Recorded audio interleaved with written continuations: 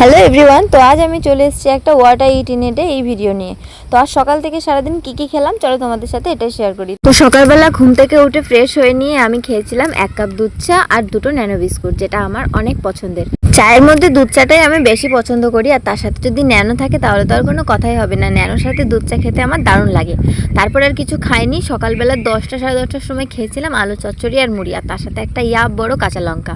তারপরে দুপুরবেলা স্নান টান করে লাঞ্চ করতে বসে পড়েছিলাম, আর আমার লাঞ্চের মেনুতে প্রথমেই ছিল পুঁই শাকের চচ্চড়ি, মাছের মাথা দিয়ে আরও অন্যান্য সবজি দিয়ে পুঁই শাকের একটা তরকারি ছিল। তারপরে ছিল তেঁতুল দিয়ে টকের ডাল, গোল গোল আলু ভাজা আর কিদুরি আলু ভাজা। আমরা ওই সবজিটাকে কিদুরি বলি, তোমরা কে কী বলো কমেন্টে জানাবে। তারপর ছিল চিকেন কষা, আর আজ মা চিকেনে আলু দেয়নি, শুধু চিকেনটা মশলা দিয়ে কষা কষা করেছিল।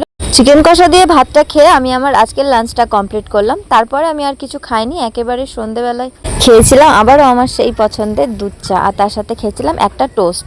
তারপরে আর কিছু খাইনি, সন্ধেবেলা টিফিন আর কিছু করিনি। মা ওই 8টা সাড়ে 8টার সময় করেছিল সাজপিঠে, ওইটাই আমরা সবাই মিলে চিকেন কষা দিয়ে খেয়েছিলাম। আর এইটা খাওয়ার পরে রাতে আমি আর কিছু খাইনি, এটাই আমার ডিনার হয়ে গিয়েছিল। আর এটা খেতে এত ভালো লাগছিল, দুপুরে চিকেন কষা ছিল সেটা দিয়েই খেয়েছিলাম। চিকেন কষার সাথে ওই সাজপিঠেগুলো খেতে দারুণ লাগছিলো। আর লাস্টে কয়েকটা সাজপিঠে ছিল, সেগুলো খেয়েছিলাম গুড় দিয়ে। যেহেতু এখন বাজারে আর খেজুরের গুড় পাওয়া যায় না, খেজুরের গুড়ের সিজন তো শেষ, তাই বাড়িতে আখের গুড় ছিল, ওই আখের গুড় দিয়েই খেয়েছিলাম। আর আখের গুড়ের সাথে খেতেও কিন্তু দারুণ লাগছিল। তো এটাই ছিল আমার রাতের ডিনার, আর আজকের ভিডিওটা এখানেই শেষ করছি। কেমন লাগলো অবশ্যই কমেন্টে জানিও। ততক্ষণ সবাই ভালো থেকো, সুস্থ থেকো, টাটা।